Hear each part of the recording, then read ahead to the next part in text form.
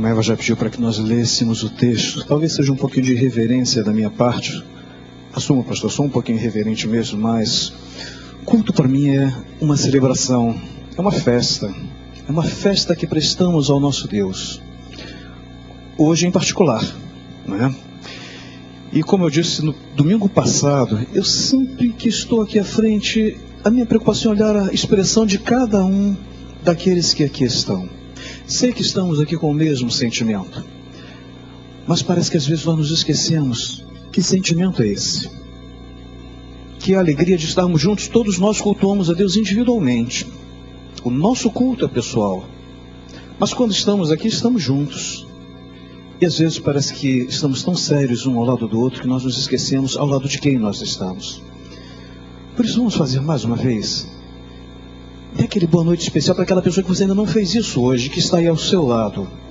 É fácil fazermos isso quando estamos em família, não é verdade? Mas às vezes nós nos esquecemos que estamos aqui celebrando a Deus, agradecendo a Deus pelo privilégio de fazermos parte dessa família, que é a família de Deus. E como é bom nós podermos juntos cultuar ao nosso Deus. E eu acho que é esse sentimento que precisa estar presente. Isso não tira a nossa reverência, não tira a nossa satisfação e alegria de cultuarmos ao nosso Deus. É muito bom nós podermos fazer isso. Para lermos o texto bíblico, eu quero convidar a todos os pais e mães para que fiquem de pé. Os papais e as mamães ficarão de pé nessa hora. E quero convidar para essa leitura somente os papais. Primeiramente, somente os papais. Vamos fazer a leitura em voz alta desse texto que aí está na transparência. É esta palavra. Se alguém aspira ao episcopado, excelente obra deseja.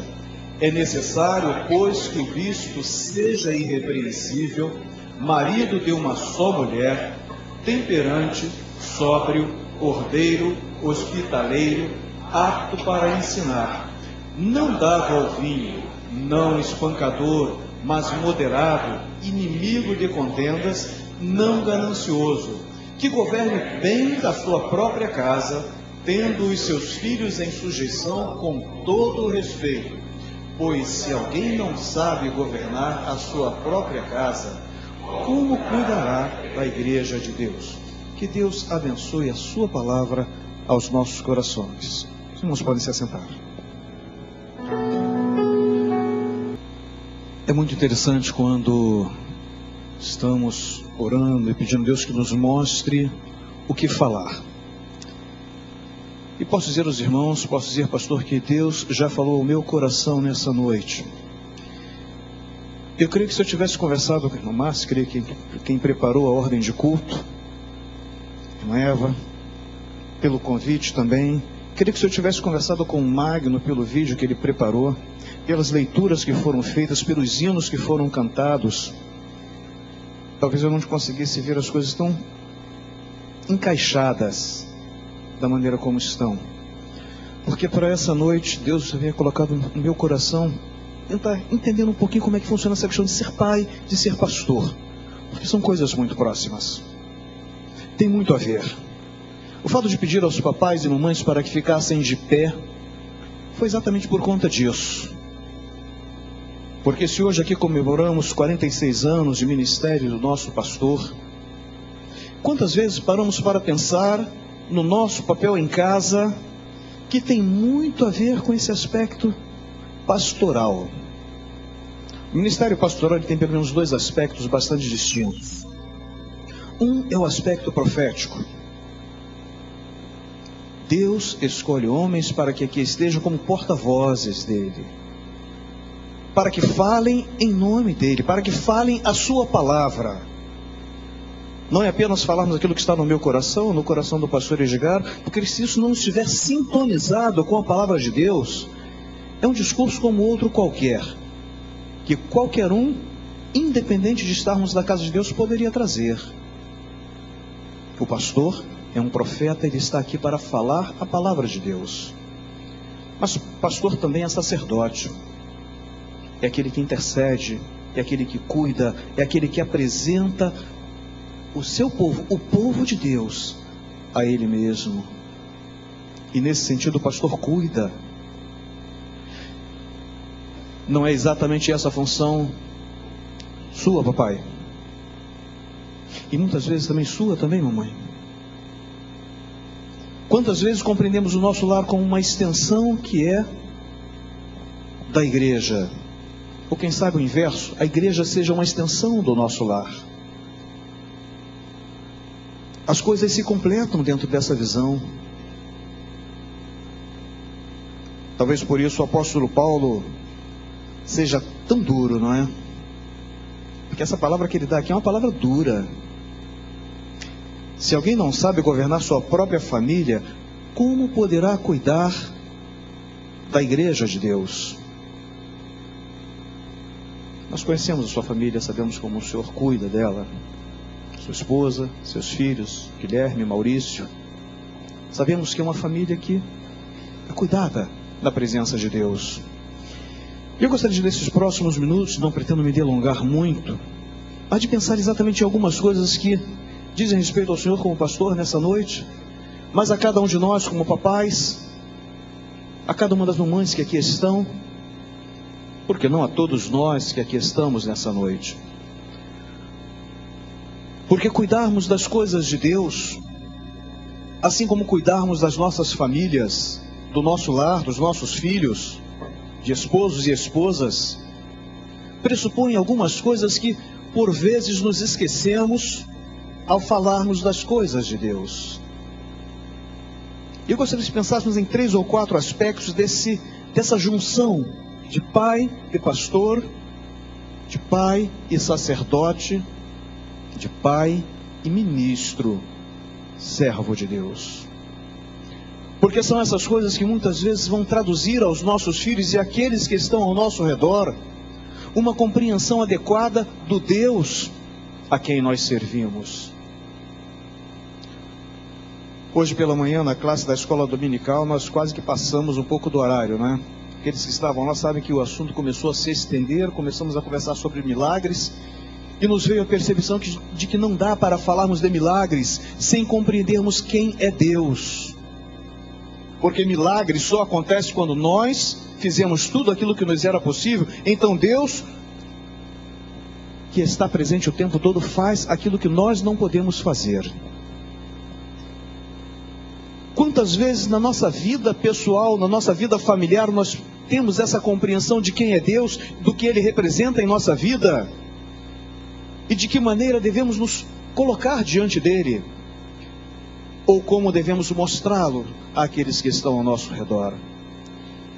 E nessa hora eu estou falando daquele aspecto de Deus que é a sua santidade, a sua grandiosidade, que está tão banalizada hoje. Num dos momentos da conversa lá, foi nos lembrar de um texto bíblico que nos fala lá que um juiz era tão ímpio, que foi preciso que uma mulher ficasse importunando ele até ele atendê-la, não porque ele considerasse a causa dela justa, mas para se ver livre dos seus pedidos. E aí veio uma pergunta bastante interessante, né? Mas isso não significa dizer que se nós formos insistentes com Deus, Ele vai nos atender para... Quase que falta isso para se ver livre da gente? Não, não. A Bíblia, quando fala para nós pedirmos e insistirmos no nosso pedido, o que ela está dizendo, olha, demonstre uma fé de tal monta, com tanta perseverança, e peçam, insistam, reforçando que você confia em Deus, de que Ele é fiel para atender o seu pedido. Não porque, se eu pedir demais, Deus vai atender, porque Ele vai se curvar à minha vontade. Ele é Deus. Eu tenho refletido sobre isso diversas vezes essas últimas semanas, pela oportunidade de participar de um coral que há muito tempo eu não participava. Ontem à tarde nós tivemos aqui o último ensaio com o nosso maestro, antes da apresentação, que será dentro de alguns dias. E estamos preparando algumas peças, algumas delas da música popular brasileira. E ontem foi um momento que me chamou muito a atenção. Depois de ensaiarmos diversas músicas, iríamos fazer o ensaio e a gravação de uma versão do Pai Nosso. E nos posicionamos todos e começamos a cantar. Aparentemente estava tudo bem, mas de repente o maestro parou e: vamos parar agora. Olha, até agora era ensaio, até agora era parte técnica, até agora era preparação vocal, era colocar as notas no lugar certo. Agora é culto. Agora nós estamos adorando a Deus. Agora nós estamos diante do trono do Senhor. Não dá para fazer qualquer coisa. Não dá para fazer menos do que 100%.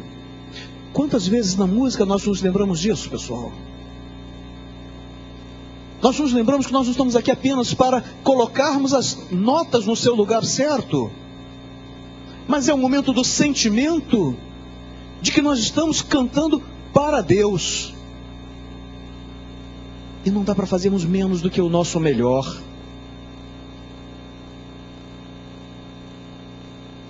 Não é apenas a voz, é a mente, é o coração, é o corpo por completo. Quantas vezes os nossos filhos e aqueles que estão ao nosso redor percebem este sentimento quando nós falamos de Deus? Quando nós nos referimos a Deus? Quando nós fazemos as coisas de Deus?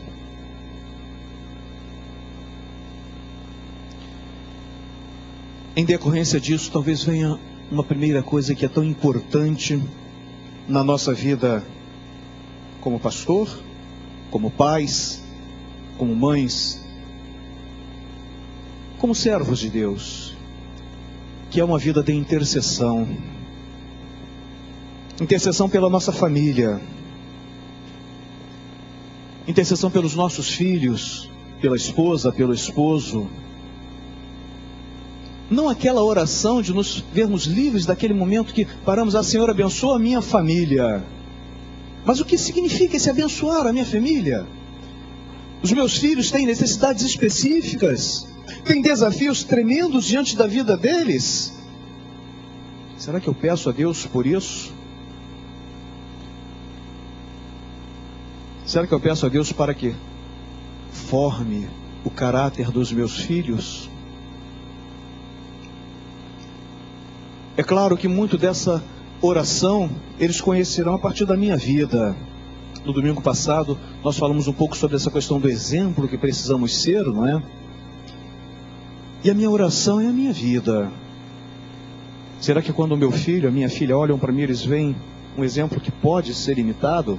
Será que quando o seu filho, a sua filha olha para você, ele encontra essa vida de oração no dia a dia, mas que também precisa ser traduzido em palavras, sim, de intercessão a Deus? Foi o tempo em que eu poderia dizer que a minha palavra como pai tinha um peso muito grande na vida dos meus filhos. E isso vale para qualquer um de nós.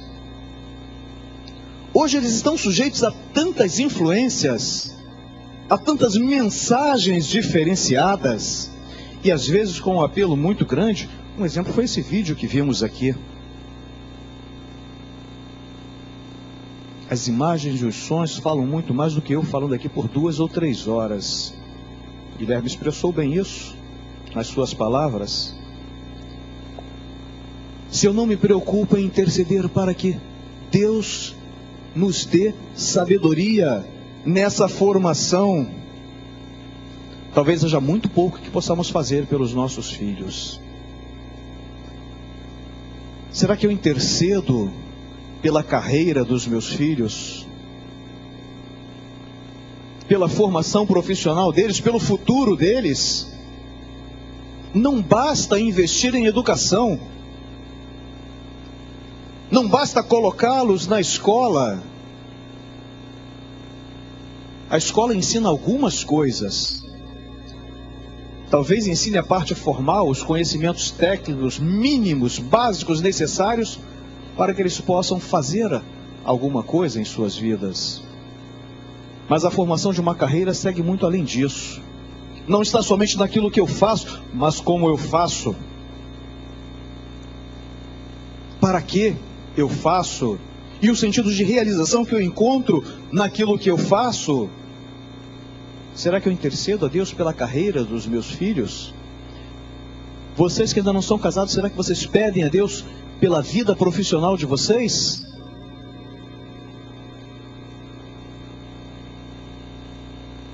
Muitas das vezes nós pedimos para que Deus nos coloque no lugar em que Ele nos quer, para que possamos ser uma bênção. Mas a verdade é que Deus já nos colocou no lugar onde Ele quer. Nenhum de nós estamos aqui por acaso nessa noite. Assim precisamos pedir a Deus para que faça de nós uma bênção onde estivermos. Faça de nós uma bênção na carreira que escolhemos. Faça de nós instrumentos seus na profissão que escolhemos como vocação. Nem todos serão chamados para serem pastores, mas todos somos chamados para sermos servos e ministros de Deus. Por isso a importância de intercedermos pela carreira nossa e dos nossos filhos. Mas será que nós intercedemos a Deus também pelo casamento? Pelo nosso e pelo casamento dos nossos filhos? Ah, mas o meu filho é ainda um bebê. Minha filha tem ainda 11, 12 anos de idade. Pode ser que ele ou ela decidam não casar-se. Mas essa não é a regra natural, né? Poucos são aqueles que são chamados para isso, não é verdade?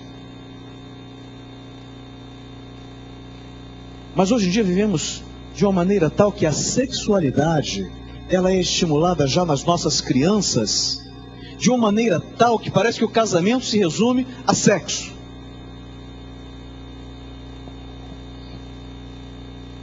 E o casamento vai ficando de lado.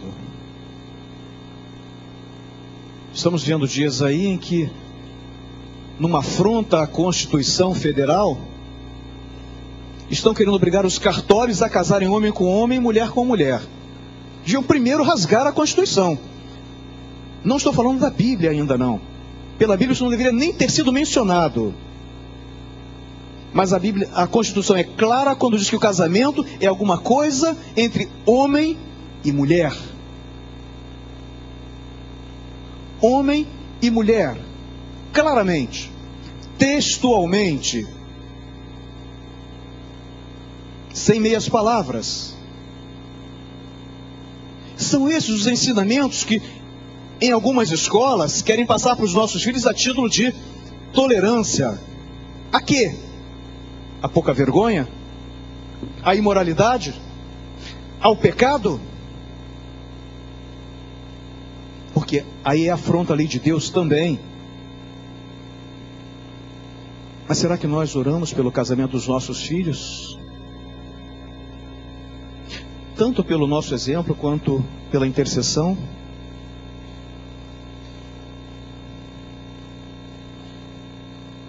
Intercedermos pelos nossos filhos, intercedermos por nossas famílias,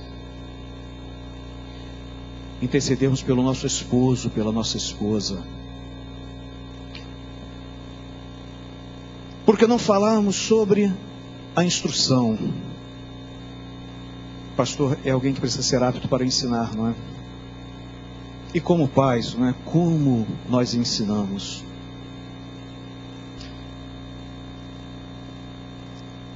E nessa noite eu gostaria de falar apenas sobre um tipo de instrução, que é a instrução sobre as coisas de Deus. Porque é nisso também que o pastor mais se ocupa, né? É claro que o pastor faz muitas outras coisas, na verdade, a gente acaba falando sobre todos os aspectos da vida de cada um de nós.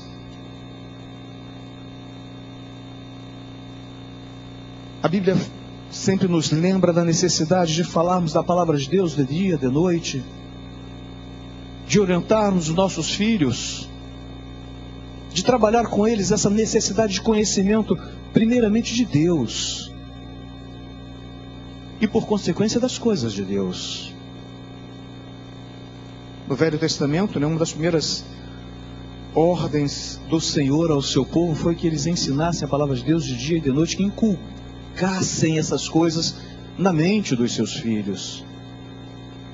E como o povo de Deus sofreu, porque por diversas vezes os pais que tinham essa responsabilidade maior esqueceram-se de ensinar a palavra de Deus aos seus filhos.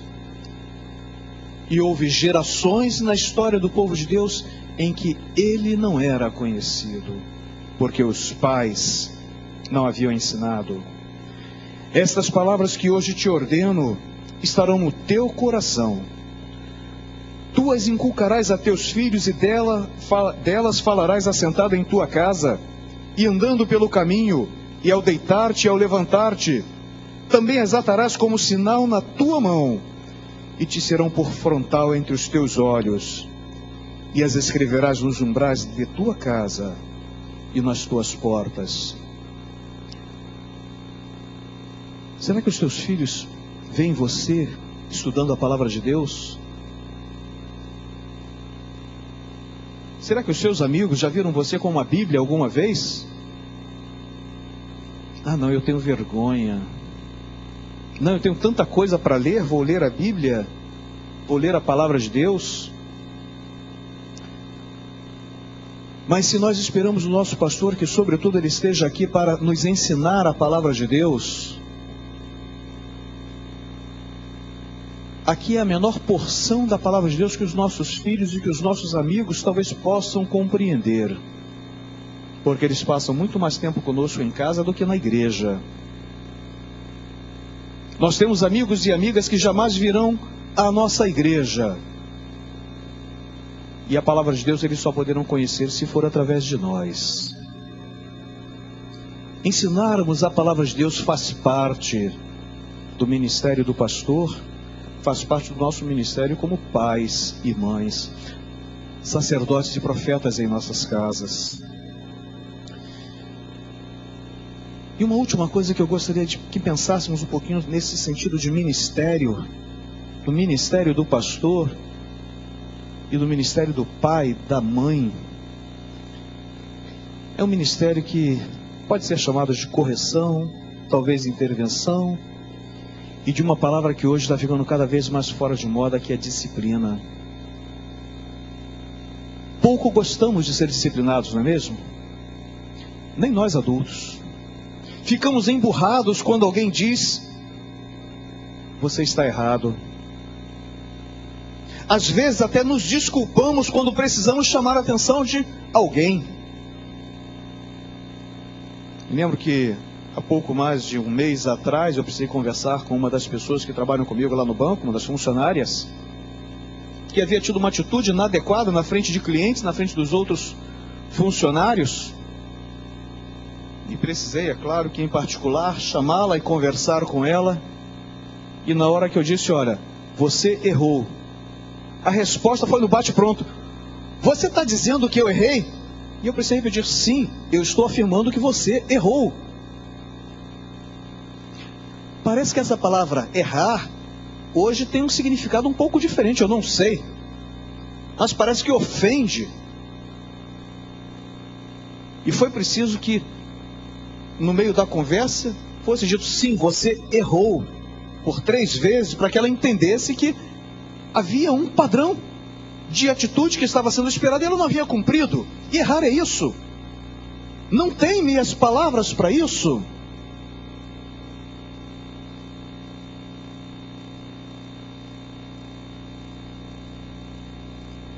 Às vezes eu fico me perguntando se os nossos filhos têm dificuldade para lidar com a disciplina, porque nós temos dificuldade.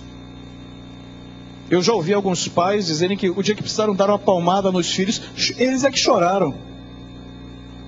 Ora, se eu precisar dar uma palmada no meu filho, na minha filha, eu vou chorar, é melhor eu não fazer isso. Porque se eu der, é porque eles estavam precisando.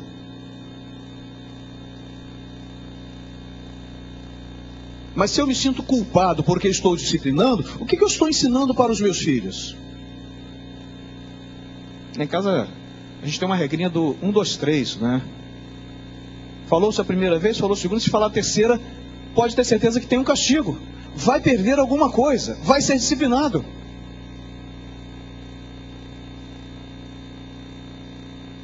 Mas às vezes parece que a gente se sente culpado porque está disciplinando. O que é que eu estou ensinando ao meu filho, à minha filha, se eu me sinto culpado porque preciso, por algumas vezes, corrigi-lo ou corrigi-la? Ou se precisamos corrigir aos nossos filhos?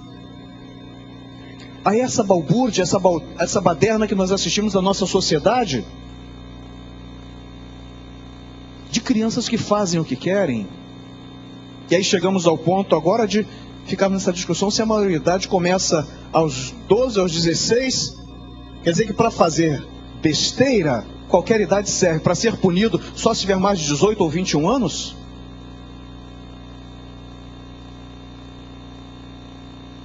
Às vezes eu converso com alguns amigos meus que são advogados, que eu realmente tenho dificuldades para compreender a doutrina que rege o nosso Código Penal, que ensina que bandido tem direitos humanos. Eu tenho direito a ser vítima. Não entra na minha cabeça. Não faz sentido para mim. Mas muitas das vezes isso começa no nosso lar. Porque o sentido de disciplina precisa ser aprendido dentro de casa e não na rua. Na rua muitas vezes vem o castigo. E quando, como pais e mães, muitas vezes nos recusamos a ensinar aos nossos filhos que eles têm limites claros e definidos, o que nós estamos fazendo é condená-los ao pecado. Porque para eles qualquer coisa poderá ser feita em qualquer lugar. Deixamos que eles sejam contaminados por doenças espirituais, e muitas das quais para elas não há cura. Vão ser punidos lá fora. Se nessa noite podemos realmente agradecer a Deus pela vida do nosso pastor, eu também sou muito grato, porque temos aqui papais e mamães que conhecem a palavra de Deus. Porque temos aqui jovens que conhecem a palavra de Deus. E se queremos, pois, cultivar famílias saudáveis, talvez pudéssemos lembrar de algumas palavras que não são nossas, mas fazem muito sentido. Há pessoas que hoje pensam que para ser pastor basta fundar uma igreja, né? Eu lembro que já não é mais tão incomum nós encontrarmos manchetes do tipo: vende-se uma igreja. Não estou aqui criando situações não, tá? Vende-se uma igreja. Frequência média de 120 a 150 pessoas por semana. Bom faturamento.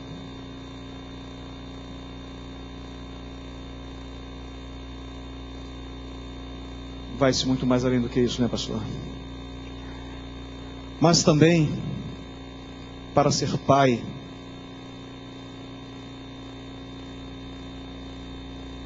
é preciso lembrar que qualquer um pode gerar um filho. Qualquer um. Qualquer um pode gerar um filho. Mas é preciso ser alguém especial para ser pai, para ser mãe. Nosso desejo, nossa oração nessa noite é que cada um que aqui está nessa noite, nesse momento, possa ser considerado alguém extremamente especial aos olhos de Deus, porque você é. Que você possa sentir o quanto você é especial para Deus, como pai, como mãe. E aqueles que não têm as suas famílias constituídas, que possam compreender também da mesma forma o quão especial você é como alguém por quem Deus se importou tanto que deu o seu único filho para morrer em seu lugar na cruz do Calvário, para lhe dar uma nova vida, a vida dele, para que você viva na presença dele. E que Deus assim nos abençoe. Ó Deus querido, tu sabes o quão pequeno é o teu servo.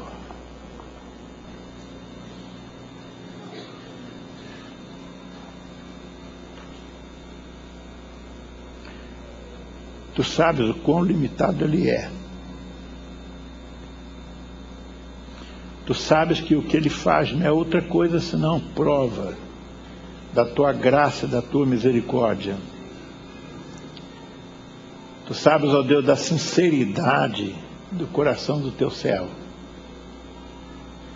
Quantas vezes o maligno tenta nos desanimar, tenta nos impedir de avançar, de caminhar, mas nós nos lembramos que há milhares e milhões de almas que dependem da gente, dependem do ministério. Te agradecemos por milhares de ovelhas novas que pela televisão ouvem a mensagem, que pelo rádio ouvem a mensagem, que aqui na igreja ouvem a mensagem. E o teu servo sabe de quão pequeno ele é para fazer a tua obra. Por isso nós te agradecemos, ó Deus, que tu não olhas para a imperfeição do teu servo, não olha para as suas limitações, não olha para as suas falhas, mas tu pegas, ó Deus, como um vaso quebrado nas mãos do oleiro e faz desse vaso um vaso segundo o testemunho das suas ovelhas, um vaso abençoado.